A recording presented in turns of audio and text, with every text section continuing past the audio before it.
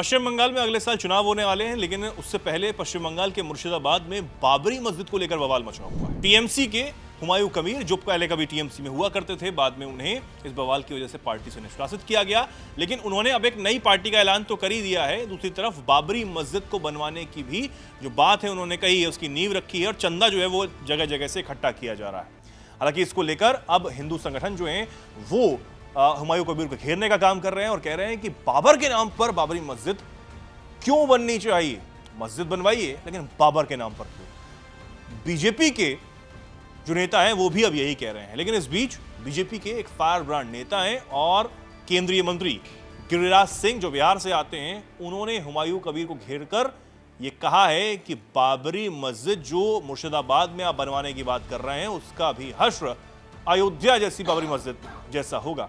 क्या कुछ उन्होंने कहा है और कैसा बवाल अब इसको लेकर मचा हुआ है, क्या तमाम अपडेट्स हैं इस खबर को लेकर, बताने के लिए ऋतिक हमारे साथ मौजूद है। ऋतिक, क्या कुछ चल रहा है, गिरिराज सिंह अब क्या कह रहे हैं? बिल्कुल, देखिए अभी हाल फिलहाल में केंद्रीय मंत्री गिरिराज सिंह आज मंगलवार को पटना पहुंचे थे। दरअसल वहां पर बीजेपी के राष्ट्रीय कार्यकारी अध्यक्ष नितिन नवीन का एक रोड शो था, एयरपोर्ट से लेकर मिलर हाई स्कूल तक, उसमें वो सम्मिलित होने के लिए पहुंचे। लेकिन जब उनसे ये सवाल पूछा गया कि पश्चिम बंगाल में बाबरी मस्जिद का निर्माण हो रहा है और वहाँ पर मुर्शिदाबाद में जो हालात हैं उस पर वो क्या सोचते हैं, उन्होंने साफ तौर पर कहा मस्जिद बनाइए, नाम अगर आक्रांताओं पर रखेंगे आप, यानी कि बाबर, अगर आप इस तरीके के नाम पर मस्जिद बनाएंगे तो फिर वही आलम होगा जो अयोध्या में हुआ, यानी अयोध्या में जैसे बाबरी गिरी वैसे ही आपकी बाबरी मस्जिद को हम वहाँ पे भी गिरवा देंगे।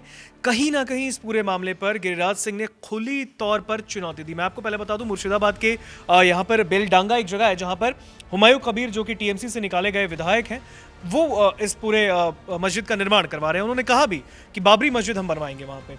पश्चिम बंगाल में अभी फरवरी में ही विधानसभा के चुनाव होने हैं और उससे पहले 1.5 महीने पहले का ये वक्त, जब दिसंबर अब खत्म होने को आया है, जनवरी सिर्फ रहेगा, फरवरी में चुनाव ही है। तो ऐसे में अगर आप देखें तो पश्चिम बंगाल में जो तस्वीर क्लियर निकलकर सामने आ रही है, ऐसे में हुमायूं कबीर को उन्होंने टीएमसी का एक एजेंट बताया। गिरिराज सिंह का कहना है कि ये ममता बनर्जी का एक हिडन एजेंडा है।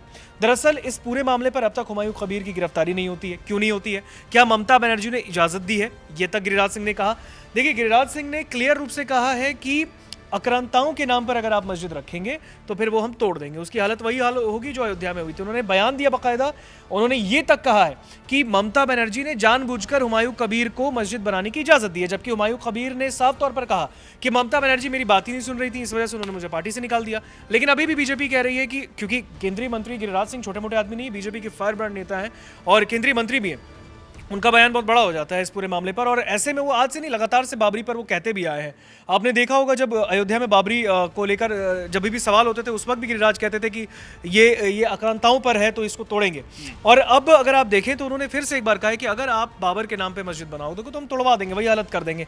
अब इस पूरे मामले पर अगर हम देखें तो उन्होंने ये तक कहा है कि ममता बनर्जी का ये हिडन एजेंडा है वहाँ पर मुर्शिदाबाद के बेलगांडा में, जो बेलडांगा जो एरिया है वहाँ पे जो ये बन रहा है, ऐसे में उन्होंने कहा कि ये मस्जिद इसलिए बनवा रही है क्योंकि वहाँ हिंदू मुस्लिम का विवाद हो जाए। ये बड़ा आरोप केंद्रीय मंत्री गिरिराज सिंह ने लगाया है। उन्होंने चेतावनी भरे लहजे में भी कहा है, उन्होंने ये तक कहा है, लेकिन भूले नहीं, देश के नौजवानों और हिंदुओं ने अगर अयोध्या से आक्रांता का चिन्ह मिटा दिया, आने वाले वक्त में बंगाल में भी अगर कोई आक्रांताओं का नाम रखेगा तो कुछ भी हो सकता है। गिरिराज सिंह ने इवन कांग्रेस नेता राहुल गांधी पर भी हमला बोला है। उन्होंने कहा कि वो देशभक्ति के बदले देशद्रोह का काम करते हैं। आपको पता होगा जो अभी जर्मनी में जाकर राहुल गांधी ने बीजेपी को लेकर जिस तरीके की बात कही है, उस पूरे मामले पर केंद्रीय मंत्री गिरिराज सिंह का कहना है कि आप जाकर विदेश में भारत की छवि धूमिल कर रहे हो, यह अच्छी चीज नहीं है।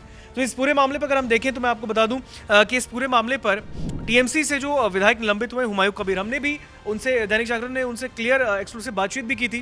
मैंने खुद बातचीत की थी, उस वक्त मैंने उनसे पूछा था कि आप ये जो मस्जिद बना रहे हैं क्यों, इसके पीछे का एजेंडा क्या है। उन्होंने क्लियर तौर पे कहा, उन्होंने कहा कि ये मुसलमानों के हक की बात है, इसलिए हम इसे बनवा रहे हैं। दूसरी बात, अयोध्या की बाबरी अलग थी, ये मुर्शिदाबाद की बाबरी है तो ये भी अलग है। उन्होंने ये तक कहा कि हमने ज़मीन खरीद के उसे बनाया है, तो हमने कोर्ट के ऑर्डर्स भी हम मानते हैं, हम सुप्रीम कोर्ट का भी कहना मानते हैं। तो कहीं ना कहीं उन्होंने कहा है कि हमें आने वाले वक्त में कोई चुनौती नहीं दे सकता है। बहरहाल अगर हम इस पूरे मामले पर देखें, वो अपनी एक नई पार्टी बनाने का ऐलान कर चुके थे। उन्होंने ये तक कहा कि हम कई सीटों पर अपने उम्मीदवार उतारेंगे। तो कहीं ना कहीं मुस्लिम वोट बैंक को साधने की कोशिश हुमायूं कबीर ने वहाँ पर की। और हुमायूं कबीर ने ऐलान भी किया है कि पश्चिम बंगाल में क्योंकि 294 विधानसभा की सीटें हैं, उन्होंने कहा कि सभी सीटों पर हम मोस्टली अपने उम्मीदवार उतार देंगे। तो कहीं ना कहीं अगर इस पूरे मामले पे देखें तो गिरिराज सिंह ने अब उनको चेताया है। उन्होंने कहा है कि आप अगर बाबर के नाम पे या किसी भी आक्रांताओं के नाम पे अगर आप मस्जिद बनवाते हो, निर्माण करवाते हो, एक गलत मैसेज देने का काम करते हो, हिंदू मुस्लिम करने का काम करते हो, तो फिर हम उसकी हालत वही करेंगे जो अयोध्या में होगी। बिल्कुल। तो यहाँ पर ये अब इस तरह की चेतावनी यहाँ पर दी गई है। देखना होगा कि बाबरी मस्जिद को लेकर जो बवाल है वो कहाँ जाकर थमता है, और इसके निर्माण को लेकर जो बात की गई है, क्या इसका निर्माण हो भी पाता है या नहीं हो पाता है, क्योंकि निर्माण की तैयारी जो है वो हुमायूं कबीर ने शुरू कर दी है। ऐसी लगातार खबरें जो है वो सामने आ रही हैं। फिलहाल आप इस पर क्या कुछ राय रखते हैं, क्या कुछ सोचते हैं, कमेंट सेक्शन में लिखिए। जुड़े रहिए, देखते रहिए दैनिक जागरण।